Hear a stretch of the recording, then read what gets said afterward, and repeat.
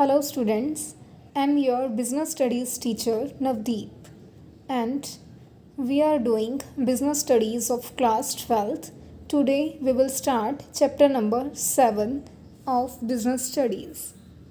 Name of chapter number 7 is directing. So, firstly, we should know what is the meaning of directing. Directing एक function है management का.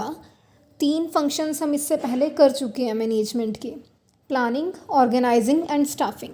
Directing is the 4th function of management, 4th and last second function of management. अब directing होता क्या है? Directing का मतलब होता है किसी को इंस्ट्रक्शंस देना, किसी को गाइड करना, इंस्पायर करना या मोटिवेट करना काम को करने के लिए. अब यहाँ पे मैंने वर्ड्स बोले इंस्ट्रक्टिंग या गाइडिंग. इंस्ट्रक्टिंग मीन्स किसी को इंस्ट्रक्शंस देना कि इस काम को इस तरीके से किया जाएगा. गाइडिंग मीन्स उसको गाइड करना कि कैसे कैसे वो आगे इस काम को कंटिन्यू करे. इंस्पायर मीन्स उनको प्रेरित करना. मोटिवेटिंग मीन्स उनमें एक ऐसी डिज़ायर पैदा कर देनी कि वो खुद ब खुद अपनी विल से काम करें. जब ये चारों चीज़ें की जाएंगी, instructing, guiding, inspiring and motivating the employees, तो इससे क्या होगा, जो ऑर्गेनाइजेशनल गोल है उसको हम आसानी से अचीव कर पाएंगे. ठीक है, तो डायरेक्टिंग फंक्शन क्यों परफॉर्म किया जाता है? So that efforts result in achievement of organisational goal. और इसमें क्या क्या एक्शंस परफॉर्म किए जाएंगे? Instructing, guiding, inspiring and motivating the employees. So this is all about directing meaning and introduction. Now you can do any one definition among all these 3. Now what are the features of directing function? First feature of directing is directing initiates action. अभी आपको यहाँ पर क्या बताया गया? अभी मैंने आपको बोला था कि हमने डायरेक्टिंग से पहले 3 फंक्शंस कर लिए हैं. एक तो है प्लानिंग, ऑर्गेनाइजिंग और स्टाफिंग. जो प्लानिंग, ऑर्गेनाइजिंग और स्टाफिंग है ना, यहाँ तक सिर्फ एक बेस सेटअप किया जाता है. प्लानिंग में एक आउटलाइनिंग तैयार की, ऑर्गेनाइजिंग में सब कुछ अरेंज कर लिया, डिपार्टमेंटलाइजेशन वगैरह कर लिया, और स्टाफिंग में फिर हमने राइट पोस्ट के लिए एक राइट पर्सन को अपॉइंट कर दिया. अभी तक हमने सिर्फ बेस तैयार किया, अभी काम होना स्टार्ट नहीं हुआ. एक्चुअल में जो ऑर्गेनाइजेशन के ऑब्जेक्टिव्स हैं उनको पूरा करने के लिए जो एक्शंस परफॉर्म करने हैं वो अभी स्टार्ट नहीं हुए. तो एक्शन डायरेक्टिंग के होने के बाद परफॉर्म किए जाते हैं.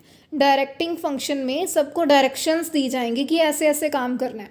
फिर वो जो स्टाफिंग में पर्सन्स अपॉइंट किए गए थे वो अपना काम स्टार्ट करेंगे. तो इसलिए फर्स्ट फीचर क्या होगी डायरेक्टिंग की? इनिशिएट मतलब स्टार्ट करना. ये एक्शन को इनिशिएट करवाती है. ठीक है, उसके बाद सेकंड फीचर है कंटिन्यूइंग फंक्शन.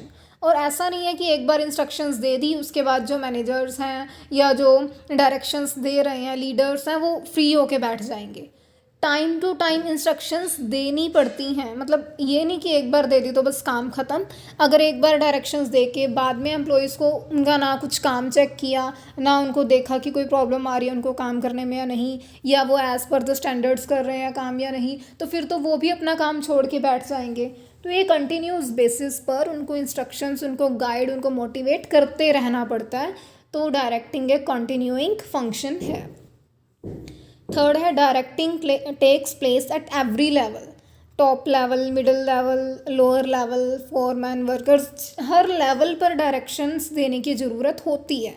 जहाँ पर भी सुपीरियर सबॉर्डिनेट वाला रिलेशन एग्जिस्ट करेगा ना, जहाँ पर भी सुपीरियर सबॉर्डिनेट होंगे, तो सुपीरियर को सबॉर्डिनेट के वर्क को सुपरवाइज भी करना है, उसको डायरेक्शंस भी देनी है, गाइड भी करना है. Fourth feature is directing flows from top to bottom.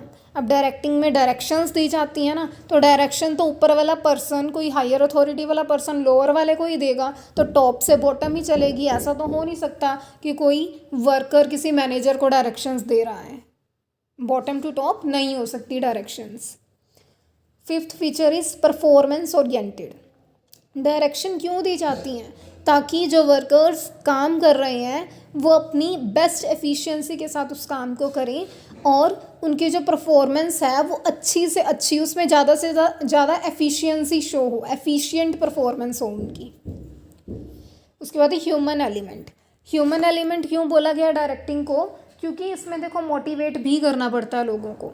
अब मोटिवेट करना है तो कुछ लोग होते हैं वो मॉनिटरी इंसेंटिव्स के थ्रू मोटिवेट हो जाते हैं, और कुछ लोग होते हैं वो मॉनिटरी इंसेंटिव्स के थ्रू मोटिवेट नहीं होते, वो नॉन मॉनिटरी के थ्रू मोटिवेट होते हैं। अब ये मॉनिटरी या नॉन मॉनिटरी क्या होता है? मॉनिटरी मतलब मनी के टर्म्स में, कि अगर हमने किसी को इंक्रीमेंट दे दिया, उसकी सैलरी में इंक्रीमेंट कर दिया, उसको पैसा हम ज़्यादा दे रहे हैं, तो वो ज़्यादा मोटिवेट हो जाएगा और वो अच्छे से काम करेगा। कुछ लोग होते हैं कि उनको इंक्रीमेंट नहीं चाहिए होता, उनको रिकॉग्निशन चाहिए होती है, मतलब उनको अपनी वाहवाही चाहिए होती है कि जो ऑर्गेनाइजेशन है उसके नोटिस बोर्ड पे मेरा नाम लगे, नाम लगाया जाए वहाँ पर मेरे नाम से, एंड मुझे मतलब अप्रिशिएट किया जाए सबके सामने। इस तरीके से कुछ लोग होते हैं नॉन मॉनिटरी, पैसे के बिना भी वो कुछ इंसेंटिव्स होते हैं जिनके थ्रू वो मोटिवेट हो जाते हैं। तो हमें ह्यूमन बिहेवियर को स्टडी करना पड़ेगा कि कौन सा पर्सन, कौन सा एम्प्लॉई ऐसा है जो मॉनिटरी के थ्रू मोटिवेट होगा, कौन सा नॉन मॉनिटरी मोटिवेटर्स के थ्रू मोटिवेट होगा। तो यहाँ पर पहले तो ह्यूमन बिहेवियर को स्टडी करना पड़ेगा, उसके बाद उसके अकॉर्डिंग उनको उनके बिहेवियर को मोल्ड किया जाता है, इसलिए इसको ह्यूमन एलिमेंट भी बोला जाता है। So all these are features of directing functions. Now we will do importance of directing function. Directing function की क्या इम्पोर्टेंस है, क्या फ़ायदे हैं इसके? तो फर्स्ट तो वही है जो फीचर में मैंने आपको बताया था, ये इसका फ़ायदा है कि ये एक्शंस को इनिशिएट करता है, एक्शन को स्टार्ट करवाएगा ये काम को। सेकंड है टू इंटीग्रेट एम्प्लॉयज़ एफर्ट्स। अब बहुत सारे एम्प्लॉयज़ वर्क करते हैं और डायरेक्टर्स जो होते हैं या मैनेजर्स होते हैं उन्होंने हर एम्प्लॉय के वर्क को, देखो ऑर्गेनाइजेशन में कई तरह के वर्कर्स काम करते हैं, एम्प्लॉयज़ करते हैं काम, तो हर एम्प्लॉय का अपना एटीट्यूड होता है, वो अलग अलग डिपार्टमेंट्स में वर्क कर रहे होते हैं तो उनका अपना एक अलग अलग एटीट्यूड होता है अपने काम को लेके। तो जो मैनेजर्स होते हैं या जो लीडर्स होते हैं उनका काम होता है कि उन सबके जो अलग अलग एटीट्यूड है उन्हें बैलेंस बना के रखें, उन सबके एफर्ट्स को इंटीग्रेट करें, कोऑर्डिनेट करें, उनमें कोऑर्डिनेशन बना के रखें, क्योंकि जब उनमें कोऑर्डिनेशन होगा तभी जो ऑर्गेनाइजेशनल गोल है ना उसको हम अचीव कर पाएंगे। तो सेकेंड इम्पॉर्टेंस होगी डायरेक्टिंग की एम्प्लॉयज़ के एफर्ट्स को इंटीग्रेट करना। उसके बाद है मीन्स ऑफ मोटिवेशन। अब जो डायरेक्टिंग है उसी में ही जब वो जो लीडर है वो किसी को डायरेक्ट कर रहा है, इंस्ट्रक्शंस दे रहा है, इंस्पायर कर रहा है, इंस्पायर मतलब उनको उकसाना, उनको प्रेरित करना काम करने के लिए, तो यहाँ पे वो अलग अलग तरीके से उनको मोटिवेट करने की कोशिश करेगा। मोटिवेशन एक इनर डिज़ायर होती है, उनमें एक ऐसी डिज़ायर पैदा करेगा कि वो खुद ब खुद अपनी एबिलिटी से काम करें। ठीक है, तो डायरेक्टिंग का ये भी एक बेनिफिट हो गया, इंपॉर्टेंस होगी कि ये मोटिवेट करने का तरीका है लोगों को। उसके बाद है bring stability and balance in organisation. ये वही एटीट्यूड वाला जो ऊपर मैं आपको पॉइंट बता रही थी, एग्जाम्पल के थ्रू यहाँ देख लो। जैसे एक सेल्समैन है तो वो चाहेगा कि प्राइस को कम किया जा सके, क्योंकि जब प्राइस कम होगा तो ज़्यादा सेल्स ऑर्डर रिसीव होंगे। उधर से जो हायर अथॉरिटीज़ हैं वो कहेंगे कि प्राइस नहीं कम करना, क्योंकि अगर प्राइस कम किया तो फिर हमें रेवेन्यू कम मिलेगा, प्रॉफिट कम होगा। तो इस चक्कर में क्या होता है कि दोनों के आपस में क्लैशेस हो सकते हैं। तो जो यहाँ पे लीडर्स होते हैं, डायरेक्टर्स होते हैं, वो क्या करते हैं, दोनों के एटीट्यूड में बैलेंस बनाने की कोशिश करते हैं। वो सेल्समैन को यहाँ पे समझा सकते हैं कि वो कोई और तरीका, कोई और स्ट्रेटेजी यूज़ कर लें अपनी सेल्स ऑर्डर को इंक्रीज़ करने के लिए। तो इस तरीके से ऑर्गेनाइजेशन में बैलेंस बनाने का भी काम करती है directing function. To facilitate change, directing function ये काम भी करता है कि लोग जो चेंज है ना, कुछ चेंज आया ऑर्गेनाइजेशन में, उसको वो ईजिली अडेप्ट कर सकते हैं। वो कैसे? जैसे मान लो कि कोई न्यू टेक्नोलॉजी आई ऑर्गेनाइजेशन में, पहले कंप्यूटरिस्टिक वर्क नहीं होता था, अब कंप्यूटरिस्टिक वर्क होगा सारा। तो जो एम्प्लॉयज़ हैं वो इस चेंज को अडेप्ट करने से हिचकिचा रहे हैं, हेजिटेट फील कर रहे हैं। तो यहाँ पे जो डायरेक्टिंग फंक्शन है उसके थ्रू उनको गाइड किया जा सकता है एम्प्लॉयज़ को कि अगर कंप्यूटरिस्टिक सिस्टम आ रहा है तो आपको भी उसके लिए प्रॉपर ट्रेनिंग दी जाएगी। उनको जब इस तरीके से गाइड किया जाएगा तो वो इजीली अडेप्ट कर लेंगे उस चीज़ को, क्योंकि अब उन्हें पता है कि उनको भी इसके लिए ट्रेनिंग दी जाएगी। तो डायरेक्टिंग फंक्शन की ये भी इम्पोर्टेंस है कि इससे चेंज को इजीली अडेप्ट किया जा सकता है. So all these are the points of importance of directing function. Now what are the elements of directing? Here are 4 elements of directing. जो डायरेक्टिंग फंक्शन है ना, इसी में 4 कंपोनेंट्स इंक्लूड है. इन चारों को मिला के ही डायरेक्टिंग फंक्शन परफॉर्म किया जा सकता है. इनमें से अगर एक भी मिस है तो डायरेक्टिंग फंक्शन अच्छे से परफॉर्म नहीं किया जाएगा. Supervision, motivation, communication and leadership, ये चारों ही कंपोनेंट बहुत ही ज़्यादा इंपॉर्टेंट है डायरेक्टिंग के. फर्स्ट है सुपरविज़न. सुपरविज़न 2 वर्ड से मिलके बना है, super and vision. Super means over, vision means देखना. तो जो एम्प्लॉइज़ काम कर रहे हैं उनके काम को ऊपर से वॉच करना, निगरानी रखना, यही सुपरविज़न होता है. जो भी लोग काम कर रहे हैं उनकी मॉनिटरिंग करना, उसको ऑब्जर्व करना, इसी को ही सुपरविज़न बोला जाएगा. ये डायरेक्टिंग का ही पार्ट है, एक कंपोनेंट है. उसके बाद सेकंड कंपोनेंट है मोटिवेशन. मोटिवेशन क्या होता है? मोटिवेशन होता है कि एक इनर डिज़ायर, किसी पर्सन में विल काम को करने की, इस तरीके से उसको इंस्पायर कर देना कि वो खुद अपनी इच्छा से ही काम करे और अपनी बेस्ट एफिशिएंसी के साथ, अपनी बेस्ट एबिलिटी के साथ.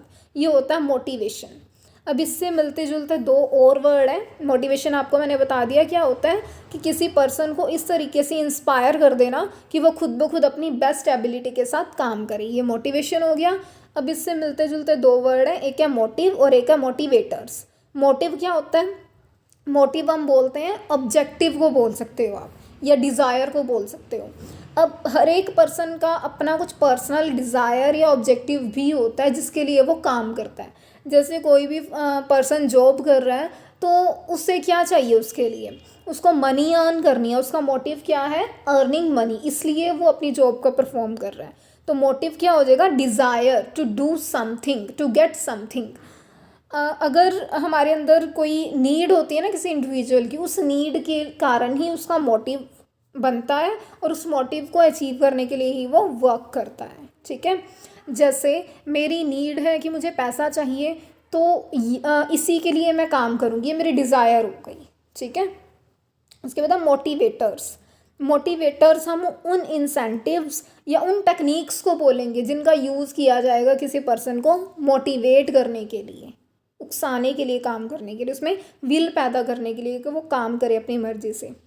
तो वो कौन कौन सी स्ट्रेटजीज़ हो सकती हैं? मॉनिटरी भी हो सकती है, नॉन मॉनिटरी भी. कुछ लोग हैं मॉनिटरी बेनिफिट्स को जब उनको दिए जाएंगे तब वो मोटिवेट हो जाएंगे, उनमें इच्छा जागेगी काम को करने की. कुछ लोग होते हैं उनको नॉन मॉनिटरी अगर हम इंसेंटिव्स दे देंगे तो उसी से उनमें विल पावर उनकी जो है वो इंक्रीज़ हो जाएगी काम को करने की. मॉनिटरी, नॉन मॉनिटरी दोनों के मैं आपको एग्जाम्पल दे चुकी हूँ already. Last topic for today is features, characteristics और नेचर ऑफ मोटिवेशन. मोटिवेशन की क्या कैरेक्टरिस्टिक्स हैं?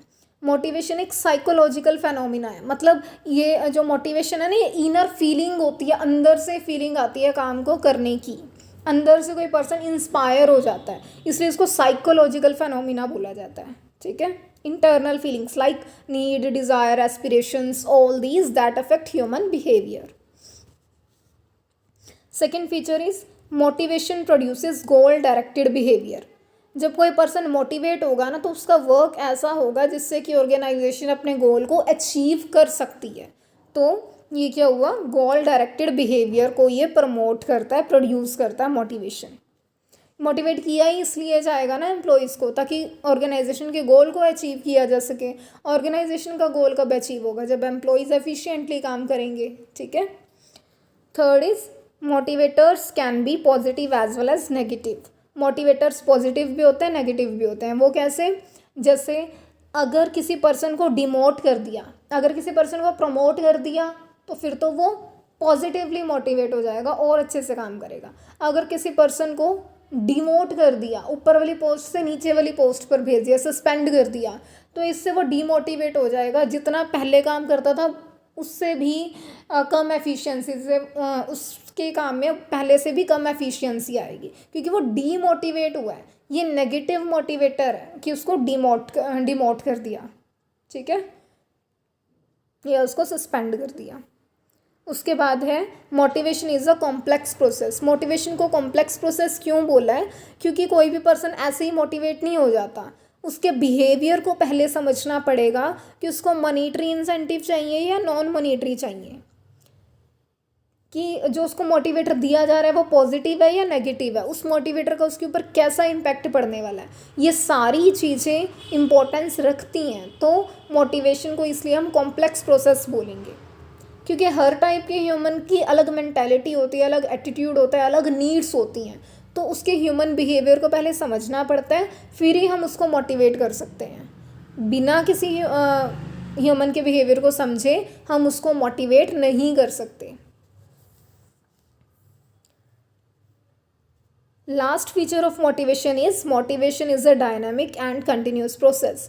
ऐसा नहीं है कि एक बार किसी पर्सन को मोटिवेट कर दिया कि अभी हमने 1 साल में बस उसका एक बार इंक्रीमेंट लगा दिया तो वो सारी उम्र हमारे लिए सेम विल पावर से काम करता रहेगा, ऐसा नहीं है। टाइम टू टाइम एम्प्लॉयज़ को मोटिवेट करते रहना पड़ता है, ये नहीं कि एक बार कर दिया तो बस हो गया। टाइम टू टाइम हमें एफर्ट्स करने पड़ते हैं अपने एम्प्लॉयज़ को मोटिवेट करने के लिए। और मोटिवेशन डायनामिक भी है, हो सकता है कि अभी कोई पर्सन मॉनेटरी इंसेंटिव से मोटिवेट हो रहा है, आने वाले टाइम में उसको नॉन मॉनेटरी इंसेंटिव्स चाहिए हो, तो ये डायनामिक प्रोसेस होती है, अलग अलग मेथड्स हमें यूज़ करने पड़ेंगे मोटिवेट करने के लिए किसी को। So all these are the features of motivation. Next topics, Maslow's need hierarchy theory, we will cover in next video. This is all for today. Thank you. Keep revising.